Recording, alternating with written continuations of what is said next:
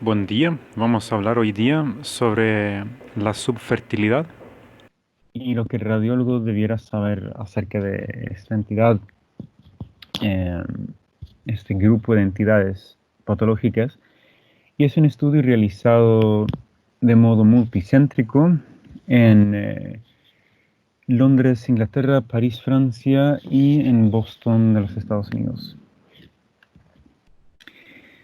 A modo introductorio, solo como para tener un pantallazo, vamos a dividir esta charla en diferentes secciones, donde primero vamos a dar una introducción, luego hablar un poco sobre las diferentes modalidades de imágenes, vamos a hablar de las diferentes causas de subfertilidad, ya sean las adquiridas o las congénitas. Vamos a terminar casi ya hablando un poco sobre la fertilidad en la oncología, donde en ciertos casos de cánceres se busca conservar la fertilidad en mujeres jóvenes con deseo de fertilidad, y luego vamos a ir concluyendo. A modo de introducción, hablar que la infertilidad y la subfertilidad son dos conceptos diferentes. La infertilidad nos habla de esterilidad, como sinónimo se usa mucho este término, y lo que implica es la imposibilidad de concebir tras un año de relaciones sexuales de una pareja sin métodos de anticoncepción. Y este concepto de infertilidad habla de una restauración limitada, donde las posibilidades son escasas, ¿no? Si bien hay opciones que se está planteando, y lo vamos a ver hacia el fin de la presentación. Lo que es la subfertilidad, habla de una fertilidad reducida, pero donde hay causas puntuales que son, sí, reversibles. La prevalencia mundial de la subfertilidad es de 48 millones y medio de mujeres, pero las técnicas de reproducción asistida están aumentando la posibilidad en hasta un 50% de estas mujeres de poder tener esperanzas de una fertilidad eficaz. En cuanto al inicio de la maternidad, ustedes ven ahí un par de años, estamos hablando de 4 décadas de diferencia desde los 73 hasta 2003 reciente, donde el inicio de la edad, o sea, la edad materna con el primer hijo, la inicio de la maternidad, era de 26,4 años en la primera fecha y 30,0 años en la segunda. Entonces, eso obviamente tiene un impacto a nivel mundial sobre la maternidad, y esto implica que, pues sí, la fertilidad se ve afectada por el inicio de la maternidad en sí. Esta es una tendencia cultural que tiene un impacto sobre la fertilidad. El rol de nuestro rol como imagenólogos, el rol del diagnóstico por imágenes, es optimizar las opciones terapéuticas y buscar conservar y restaurar la fertilidad en conjunto con el resto del equipo de salud.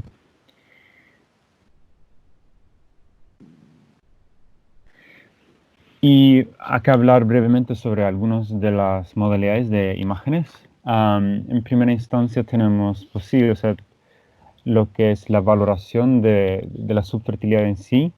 Am, Tenemos que contextualizarnos de que, bueno, los métodos de imágenes es un método secundario, guía el tratamiento y valora la carga de la enfermedad, pero donde la valoración primaria sí se constituye por diferentes perfiles hormonales, el análisis del semen, etc. Las dos modalidades iniciales son ecografía y otro método que es la histerosalpingoecografía contrastada. La ultrasonografía, la ecografía es la primera línea de valoración por su rapidez, accesibilidad, el costo bajo y, bueno, pese a que por ahí el elemento de operador dependiente siempre es un factor que tener en cuenta. La morfología ovárica se puede valorar mediante la ecografía en sus diferentes modalidades, ya sea transvaginal o vía suprapúbica. también se puede valorar adecuadamente la miomatosis uterina y la endometriosis.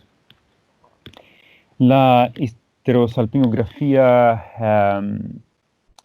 la histerosalpingoecografía transvaginal contrastada es una modalidad que conlleva una sensibilidad y especificidad alta para la permeabilidad tubárica, sensibilidad de 93% y especificidad de 89% respectivamente. El tema es acá la accesibilidad y el adiestramiento previo, ¿no? Entonces, acá, habiendo hablado de estas dos modalidades de imágenes, vamos a ver algunas imágenes. Esta es una imagen de una histerosalpingoecografía contrastada, donde en la imagen A vemos trompas de falopio remarcadas por el medio de contraste. Y lo llamativo es en la segunda imagen donde hasta el calibre de la trompa, del lumen de la trompa, en este caso la trompa derecha, es posible cuantificar sus dimensiones y medirlo adecuadamente. Es una ventaja grande que tiene este método. Vamos a pasar entonces a hablar sobre la histerosalpingografía, que es un método que facilita el asesoramiento tubárico de la permeabilidad de las trompas, digamos, y también la valoración de la cavidad uterina por un método de fluoroscopía. La sensibilidad también acá es alta para la enfermedad tubárica bilateral, 92% de sensibilidad, especificidad de 85%. Bueno, no es tan así por las anormalidades intrauterinas, donde la ecografía tiene una sensibilidad de 81%, pero esta modalidad de la histerosalpingografía tiene solamente un 58% de sensibilidad. Así que ahí tiene, en cuanto a las anormalidades intrauterinas, ahí tiene una clara ventaja la ecografía por sobre la histerosalpingografía. Acá tenemos una serie de imágenes que es de una histerosalpingografía. En primer lugar vemos a la izquierda arriba la fase de llenado temprano, donde el campo de visión o FOV, ¿no?, por el inglés Field of View, es, digamos, bastante bajo, es 14 por 14, es un campo pequeño de visión, donde vemos ambos cuernos uterinos señalizados por las flechas. Es importante esta fase de llenado temprano, dada la mayor sensibilidad para defectos, pequeños defectos de relleno que luego se van llenando cuando el contraste va ocupando la cavidad intrauterina. Y estos pequeños defectos se dejan ver, se dejan de ver en fases más tardías. Entonces es importante el llenado temprano. La segunda imagen es una visión oblicuada de la trompa derecha, del cuerno, donde vemos, digamos, en caso de que hubieran defectos, vemos claramente obstrucción en el pasaje de contraste hacia la trompa. La tercera imagen, C, es una imagen con un campo de, digamos, de visión más amplio, de 20 por 20 centímetros, donde empieza a haber un derrame, digamos, derrame por las trompas hacia el peritoneo, y lo que eso implica es que podemos ver más o menos bien la delineación externa del contorno del útero. Después la última imagen lo que ilustra es que el balón que tapa la salida del medio de contraste durante esta examinación, al inflarse puede dar una impronta sobre la imagen y restringir la visualización adecuada del segmento caudal del útero. Esto es importante tener en cuenta porque entonces, o sea, lo que hay que hacer en esta técnica es desinflar el balón para ver luego ese segmento caudal mientras vamos retirándolo y el contraste va llenando esa parte caudal que no estábamos visualizando adecuadamente. durante el resto del estudio. Finalmente, algunas palabras sobre la resonancia magnética. Es un método de segunda línea. Si bien tenemos un campo de visión de mayor tamaño, la escasa accesibilidad y el alto costo hace que sea un método que normalmente tiene que ver con casos-problemas, para definición de problemas que no hayan sido diagnosticados adecuadamente en otros métodos. Estamos hablando en manera general, donde exista la posibilidad y la facilidad de realizar la resonancia. Es un método excelente. Podemos valorar adecuadamente la topografía, la morfología y las características de la miomatosis uterina, dónde están los miomas ubicados y de qué tamaño son, qué impacto tienen sobre el endometrio, sobre los cuernos. También podemos valorar lo que es la endometriosis, especialmente la pélvica profunda, donde podemos ver la afectación de otras estructuras, del tubo digestivo y de la región pélvica. Entonces, la resonancia es una modalidad excelente que tener en cuenta para la valoración de la subfertilidad. Entonces, bueno, vamos a hablar entonces un poco sobre las diferentes causas. Los dividimos en congénitas y adquiridas y vamos a ir desglosando cada una de estas unidades que vemos acá, una por una.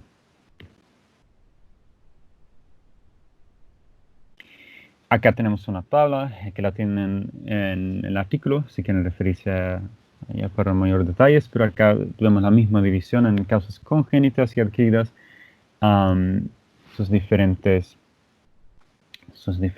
entidades.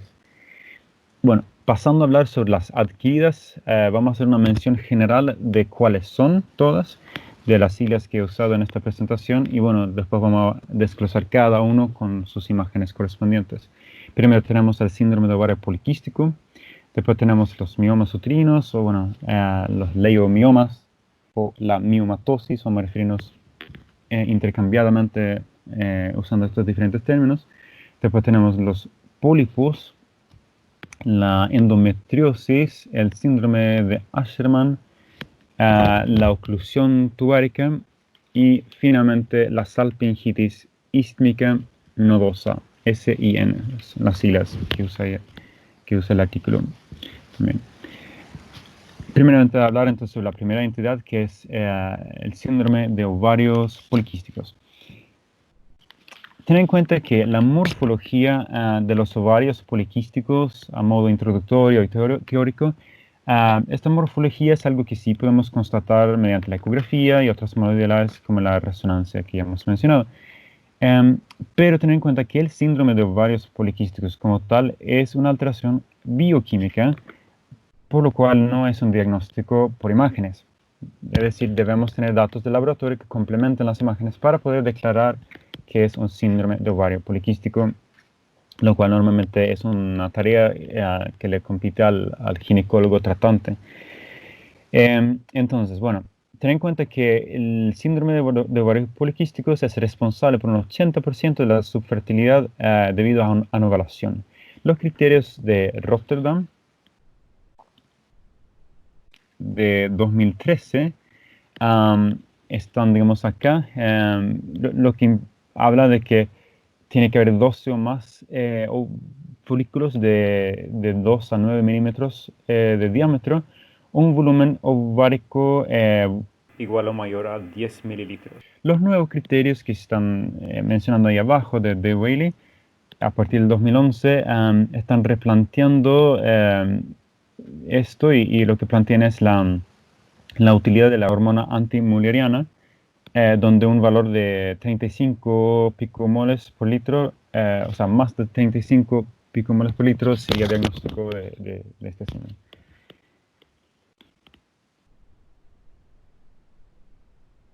Entonces, aquí tenemos unas imágenes, primero de ecografía, después por resonancia. Es una mujer de 30 años con diagnóstico ya hecho de síndrome de ovarios poliquísticos, donde vemos en las imágenes por ecografía un ovario aumentado de tamaño. con imágenes foliculares múltiples, periféricos en el ovario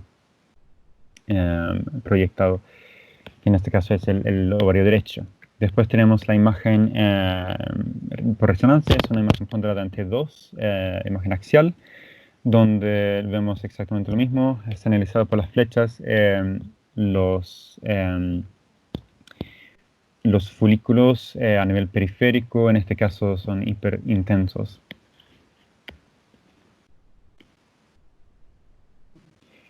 Después pasar a hablar sobre la miomatosis, la leiomiomatosis, los miomas uterinos. Según la ubicación y el tamaño pueden llevar a subfertilidad, si bien muchas veces no dejan esta impronta. Tenemos una prevalencia en la edad fértil de 35 hasta un 77% de las mujeres. Entonces, obviamente el impacto sobre la fertilidad es mucho menor, pero sí es una causa solitaria de subfertilidad en 1% hasta 2,4%. La subfertilidad se debe a los miomas submucosos o bien los intramurales que sean de gran volumen, mayor a 6 centímetros.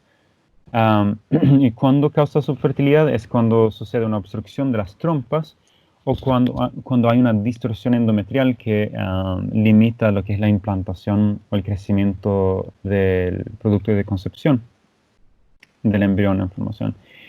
La sonohistrografía con infusión salina junto con la histerosalpingoecografía contrastada es una alternativa que mencionan a realizar la histerosalpingografía por ser la última, digamos, una fluoroscopía con uso de rayos ionizantes. Y bueno, a la resonancia también puede ser una alternativa, o sea, a la resonancia puede ser una alternativa la mencionada sonohistografía con infusión salina. Bueno, si es que la resonancia estuviera contraindicado. Por razones de tiempo no vamos a ahondar mucho sobre esto, pero es algo interesante que mencionan en el artículo y les refiero al mismo para leer más sobre eso. Lo que se puede hacer, lo que menciona como opción, seguimos sobre la teoría de la miomatosis, es la ablación por ultrasonido, donde el ultrasonido tiene un efecto terapéutico, ¿no? Focalizado, pero guiado por resonancia, y de eso vamos a ver una imagen después. Bueno, el impacto sobre esta técnica, digamos, guiada por resonancia, pero con ultrasonido como método de ablación, el impacto de este método no ha sido comprobado sobre la fertilidad, pero es algo que está, digamos, en estudio, ¿no? Bien, vamos a pasar entonces sobre esta entidad patológica puntualmente a hablar sobre algunas imágenes que lo representan. Esta es la figura 4, que lo que, bueno, muestra imágenes de una mujer de 27 años de edad con miomatosis. La primera imagen es una histerosalpingografía donde vemos el llenado temprano que habíamos mencionado, y tenemos el defecto de relleno por un mioma a nivel fúndico, que ustedes ven acá, que hay un área que no capta el contraste adecuadamente. La segunda imagen es un llenado tardío, donde vemos una distensión amplia de la cavidad por medio de contraste, y el contraste se vuelca hacia el peritoneo, donde no podemos visualizar el mioma. Entonces, tener en cuenta esto es muy importante, porque, bueno, justamente tenemos que visualizar adecuadamente en la fase temprana el mioma, ¿no? Después acá tenemos otras imágenes. Esta es de una mujer de 32 años de edad que tiene también diagnóstico de miomatosis, donde tenemos primeramente una imagen por histerosalpingografía con llenado distal normal, pero vemos defectos en la cavidad, múltiples defectos en la cavidad. En la resonancia, que es una imagen ponderada entre 2 sagital, tenemos una línea discontinua que muestra la cavidad uterina deformada, y tener en cuenta que la resonancia de modo global puede valorar adecuadamente la dimensión, la ubicación de los miomas y también guiar al tratamiento. Acá tenemos lo que mencioné sobre la resonancia, que es guía para la ablación mediante el ultrasonido. tenemos dos imágenes, ambas son de una mujer de 31 años de edad. Y donde primero tenemos una imagen ponderada en T2 sagital, donde tenemos la ubicación del mioma. También vemos el dispositivo de ultrasonido debajo de la paciente, señalizado por la flecha. Mediante la resonancia, el haz de ultrasonido es focalizado por la topografía indicada y entonces realiza la ablación por aplicación de calor.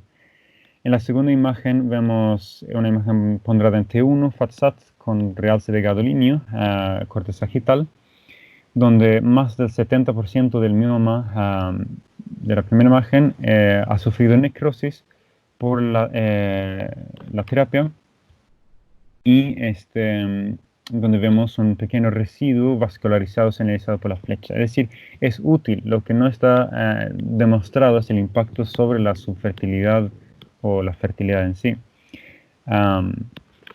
Valga la aclaración. Bueno, después tenemos lo que son la endometriosis y los pólipos. La endometriosis, digamos, lo que podemos hacer es una adecuada ubicación de la glándula y del estroma endometrial que están por definición fuera del útero. En la edad reproductiva, hasta un 15% de las mujeres lo padecen y lleva a subfertilidad en hasta un 50% de estos casos. La endometriosis colorectal, que es una afectación más amplia, tiene un índice postquirúrgico de fertilidad de 44 hasta un 72%, entonces es alentador esto, ¿no? Hay esperanza. La valoración mediante la resonancia muestra la carga de la enzima pélvica profunda, muestra si es de sitio único o multifocal, la profundidad de compromiso, que es información muy crucial. También lo que es la afectación de las trompas y eventual hidrosalpinx, porque el hidrosalpinx de por sí reduce la probabilidad de concepción en hasta un 50% como factor único. Y bueno, ten en cuenta que el hidrosalpinx también duplica el índice de aborto espontáneo. También ten en cuenta que el lavado espontáneo que sucede cuando hay hidrosalpinx es embriotóxico. Entonces lo que están planteando ahí es que pues antes de que suceda la implantación hay una especie de lavado espontáneo por el hidrosalpinx y eso no produce una adecuada implantación. Unas palabras breves sobre los pólipos endometriales que habíamos salteado. Son de menor tamaño que los miomas, pero bueno, acá lo que lleva un impacto es si hubiera cercanía a los cuernos uterinos. En ese caso, sí hubiera un impacto sobre la fertilidad. Nada más sobre esa entidad. Y bueno, lo que es la endometriosis, sí. La figura 7 que muestra primero, en la primera imagen, una mujer de 25 años, corte T2 axial. Muestra imágenes de una endometriosis pélvica profunda, donde las adhesiones uterorectales ameritaron una técnica quirúrgica llamada shaving, o sería un afeitado. Por ser más superficial la lesión en este caso, pues sí, un abordaje más superficial fue suficiente. Shaving es, sí, una especie de raspado o de afeitado de la lesión.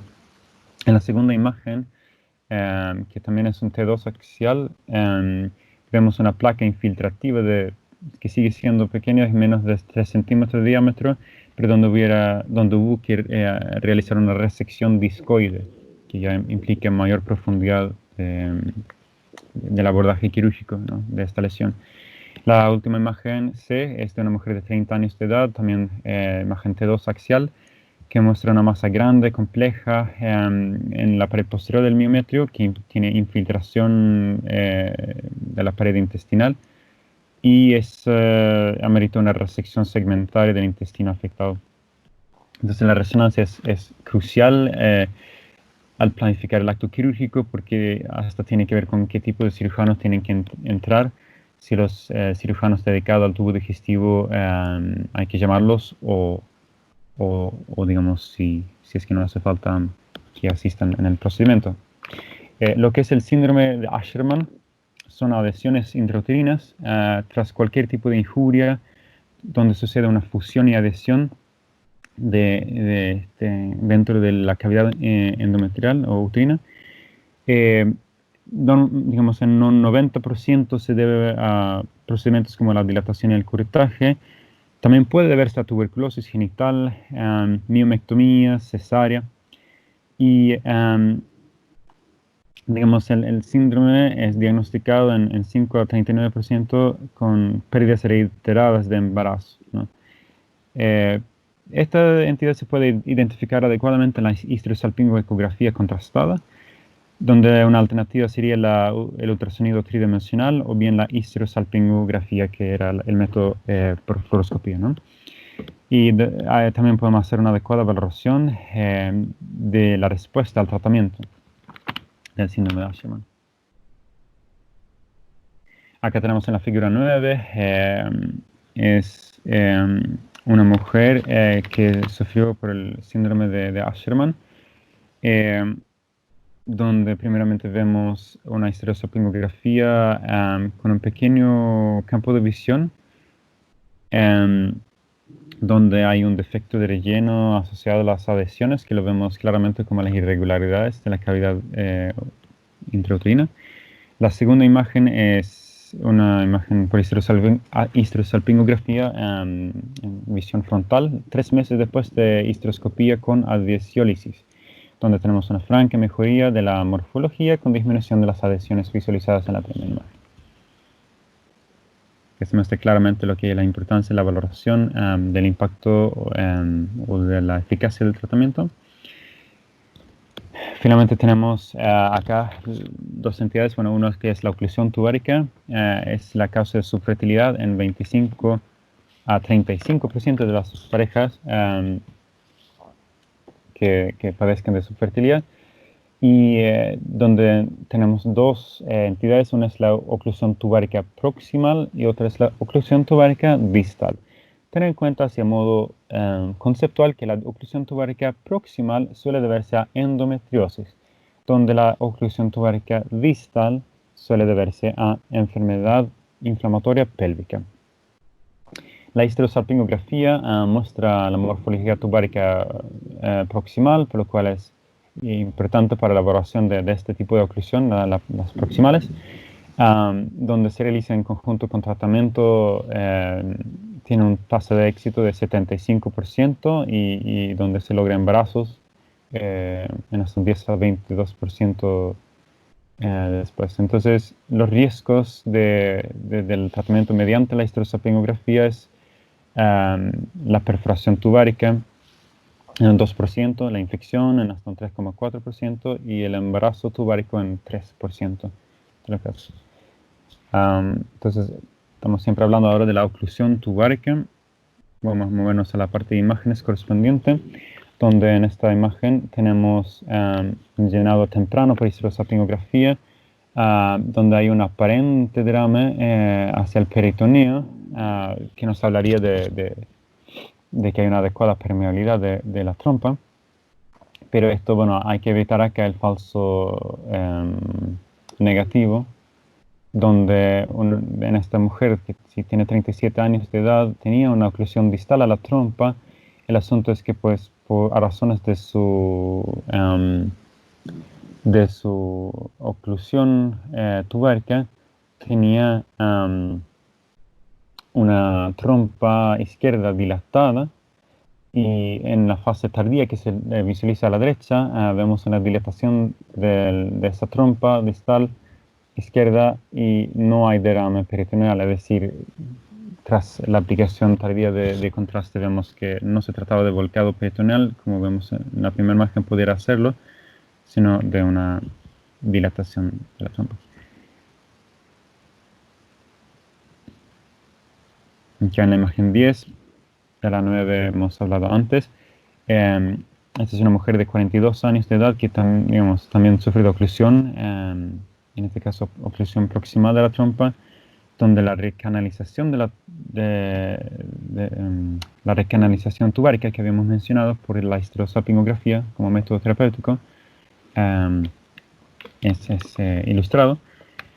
Acá tenemos primeramente en la imagen A, vemos una imagen oblicua donde tenemos el cuerno izquierdo, donde no tenemos opacidad tubárica, que digamos, muestra una oclusión a dicho nivel. Después tenemos la cateterización del cuerno izquierdo, donde vemos un pasaje más allá de la oclusión con el alambre guía que lo atraviesa. Después, finalmente, en la última imagen tenemos este postprocedimiento, también por histerosalpingografía, una trompa permeable señalizada por la flecha y un derrame peritoneal distal señalizado por cabeza de flechas. Bueno, finalmente hablar una mención breve sobre la última entidad adquirida, donde la salpingitis sísmica nodosa pues, sí, lleva engrosamiento nodular sobre la trompa trompa de falopio a nivel proximal. Y pues sí, esto mencionar que sí, tiene una fuerte asociación con la infertilidad y el embarazo ectópico. La recanalización por salpingografía tiene una tasa de éxito de 72%, y donde posterior a esa repermeabilización eficaz, hay nacimientos vivos en el 32% de los casos. Y acá entonces mencionar que, bueno, acá en la figura 11 estamos viendo en una mujer de 26 años de edad, por histerosalpingografía, lo que son los nódulos a nivel de la trompa. Son imágenes nodulares acá que corresponde a salpingitis sísmica nodosa. Bueno, entonces pasar a hablar, hemos hablado de las causas adquiridas, vamos a hablar ahora de las causas congénitas, que son varias.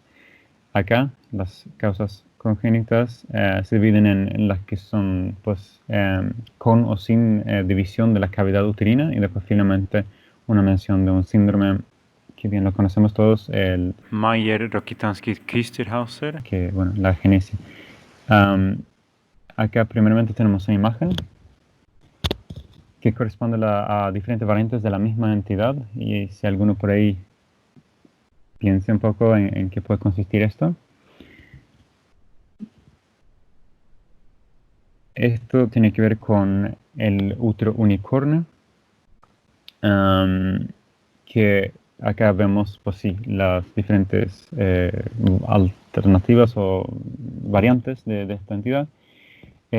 Puede llevar a cabo un embarazo o una concepción normal, donde el índice de nacimiento vivo es de 54%, prematurez 16%, ectópico 4%.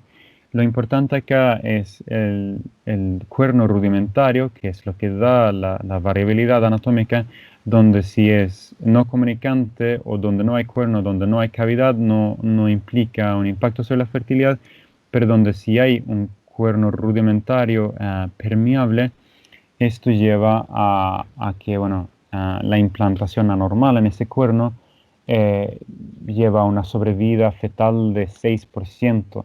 Entonces solamente una pequeña cantidad llegan a término. Entonces esto es el impacto digamos, de esta entidad cuando hay un cuerno rudimentario comunicante. Y esto es, bueno, sí, acá las mismas imágenes. Y acá tenemos unas imágenes para acompañar la entidad. Primeramente tenemos lo que es por histerosalpingografía, un defecto lineal de relleno, donde vemos la cavidad rudimentaria izquierda.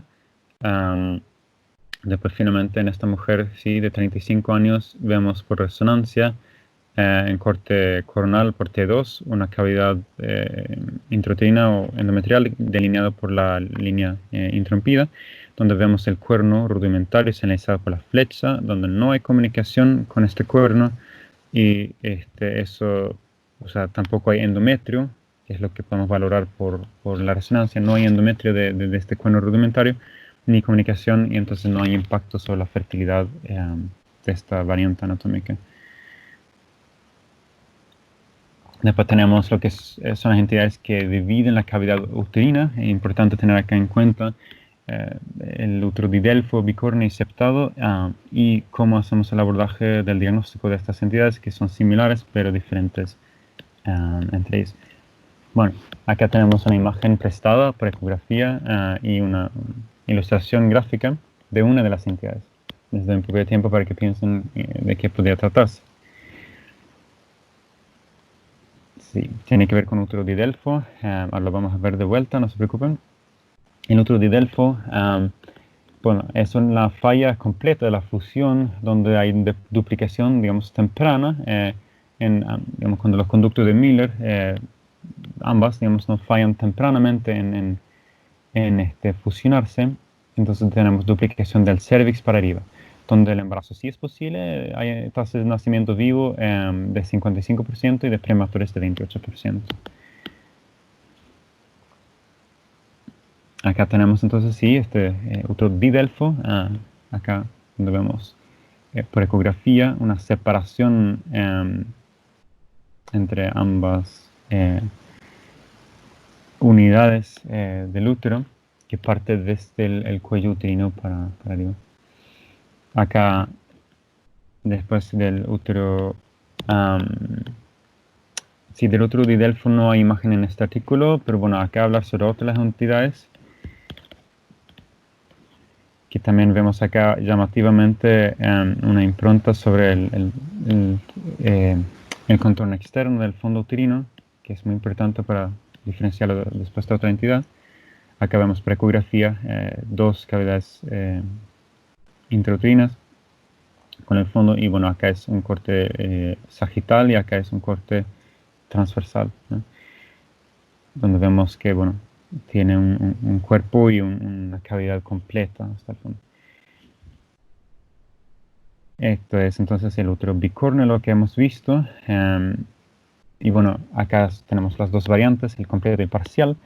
La fusión inferior es adecuada, como lo ven bien, hay un solo cuello uterino, pero la fusión superior es ausente. La tasa de nacimiento vivo de 55%, de prematurez de 23%. Esto es similar a la estadística sobre el útero de Delfo. Acá el útero bicorne es demostrado en imágenes del artículo por una histerosalpingografía con contorno del fondo que, bueno, no se puede visualizar por este método, pero lo que sí se logra ver es la cavidad intrauterina.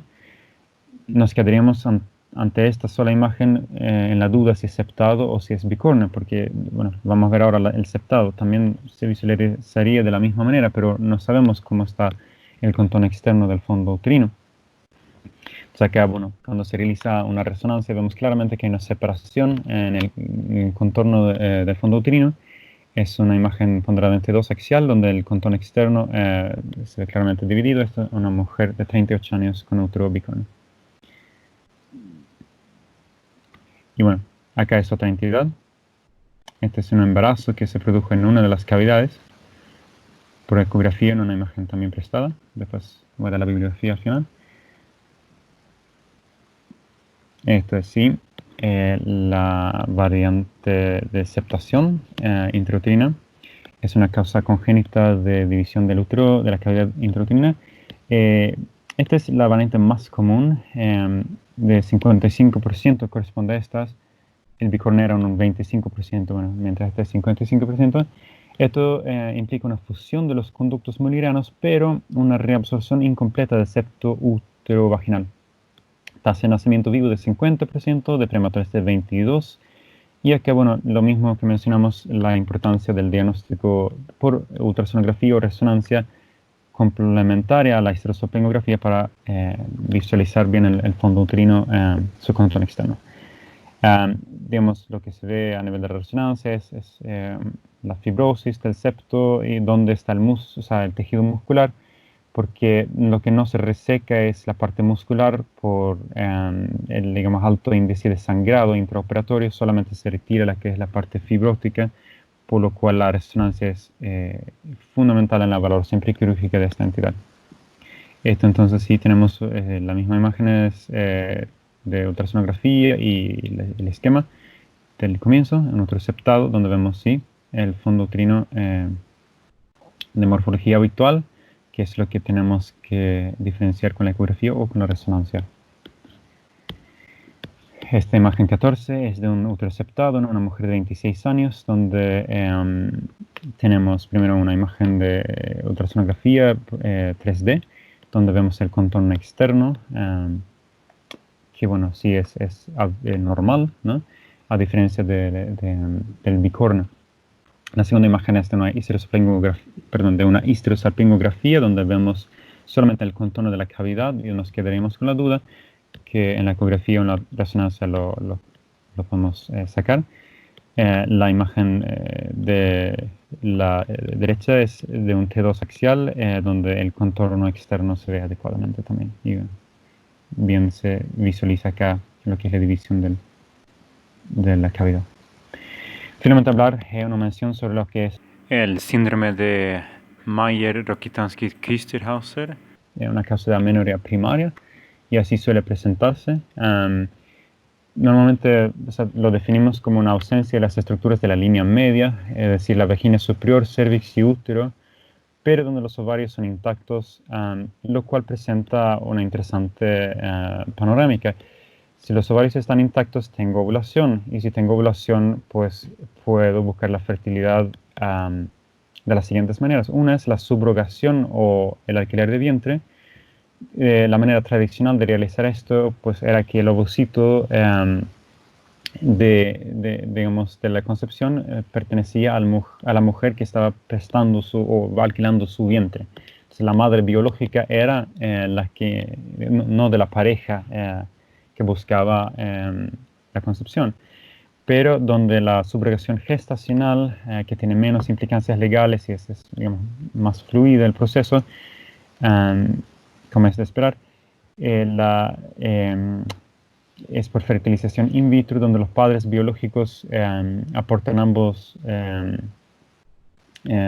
mitades del material genético y donde por fertilización in vitro e implantación en el útero prestado alquilado, la subrogación gestacional es 100% genéticamente de los padres que buscan la concepción. También tenemos otra opción, que es algo que se ha intentado en 3 países en total en el mundo, es el trasplante uterino. Muy fascinante esto, porque bueno, el factor uterino absoluto de infertilidad, que se da en 1 en cada 500 casos, es, digamos, necesario para estas soluciones, lo que es el trasplante uterino. Si el factor uterino es digamos, absoluto, se da, lo cual tenemos en estas entidades, ¿no? Que pueden ver en una tabla, incluye el síndrome de Mayer-Rokitansky-Küsterhauser, la histerectomía por diferentes causas, un cáncer ovárico temprano, digamos, con malignidad. Y bueno, eso es importante tener en cuenta. Lo que es el trasplante uterino se ha realizado en un total de 11 casos, donde hubo un nacimiento exitoso en 2014. Acá es el artículo. Tuvieron el tremendo privilegio en la ciudad de Gotemburgo de realizar un trasplante uterino de una mujer postmenopáusica que había sido madre de 2 hijos, y el útero fue donado a la mujer que tenía el síndrome de Rokitansky-Küsterhauser, y bueno, donde llevó a cabo la primera concepción, la única concepción hasta el momento, hasta donde está publicado, de una concepción en útero trasplantado. Habíamos saltado una imagen, vamos a repasar acá. La imagen 15, esto es primeramente un corte sagital en T2, donde la vagina distal se ve corta, señalizada por la flecha, no hay útero, no hay cervix. En la segunda imagen es un T2 axial, donde los brotes uterinos primitivos se ven a nivel bilateral, pero no hay endometrio. Habla de la agenesia. La tercera imagen es un T2 sagital, donde también se ve el brote uterino, justo caudal al ovario, donde la función ovárica es normal, porque vemos un cuerpo lúteo señalizado por la cabeza flecha, donde justamente eso nos habla de estas opciones de fertilización asistida, como ya hemos mencionado, ¿no? Alentador para mujeres que nacen sin útero. Acá tenemos unas palabras finales sobre lo que es la fertilidad en la oncología. Primeramente hablar un poco sobre el cáncer cervical y después un poco sobre lo que es el carcinoma endometrial.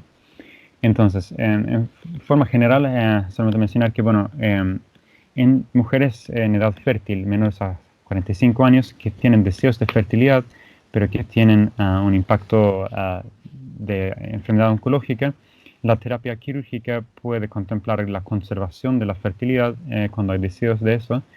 Y bueno, donde en un segundo tiempo, tras completar la maternidad, se puede completar el tratamiento oncológico.